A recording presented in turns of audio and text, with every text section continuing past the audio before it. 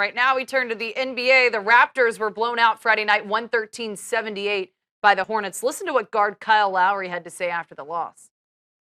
You got to go through it at some point. We'd rather go through it now and with whatever how many months are left in the regular season, and when the playoffs come, we're prepared and we've been through adversity in the playoffs. And I think we're fine. I don't think it's no time to panic. I don't think anybody to start burning down buildings. I think it's just a time. It's a little bit of a rut. I think we lost 4 games in the month so far, whatever it is. I don't know, but we'll find a way out of it. I'm sure no one in our team, in our organization, our locker room will panic.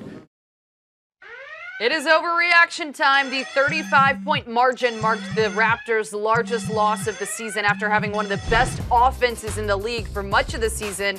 The Raptors are averaging just 83.5 points over their last 2 games, Doyle. What's wrong with the Raptors' offense? Is this an overreaction, or do people need to chill out? Obviously the offense is struggling, and I appreciate what Kyle Lowry said. I do think the offense is going to bounce back. Those numbers aren't really true form of, how badly they're playing. Well, he's not happy. Dwayne Casey's not happy right there. My bigger concern for the Raptors going forward is defense. I'm not worried about the offense. You got 2, all-star guards and DeRozan and Lowry, but they're not stopping anybody. The Hornets score 113 points. The previous game, you lose at Philadelphia. You beat the Nets, but you give up 109 points.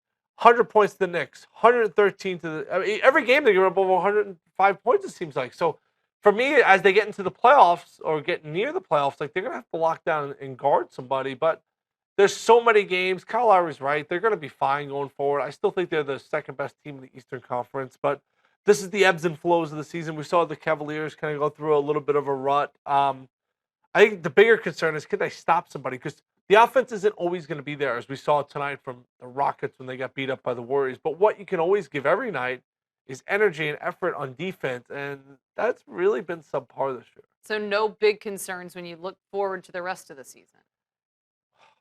What are realistic expectations for them? I think the realistic expectations are that they make it to the playoffs and that they face the Cavs. Right, and play the Cavs. And right. play another good series. I think that's accurate. And I think it's going to happen, or it's going to get pretty close to that. Can they beat the Cavs? No. You know it. I know it. The American people know it. So, I don't know. They're a really difficult team to, latch onto because, you almost know their fate. It's like watching a movie when you know they're going to, fall off the cliff at the end. They're going to fall off the cliff at the end. Drake has no problem latching onto them and every other team in the NBA and college football. I mean, college basketball, college football as well. I'm sure he has a team there, too.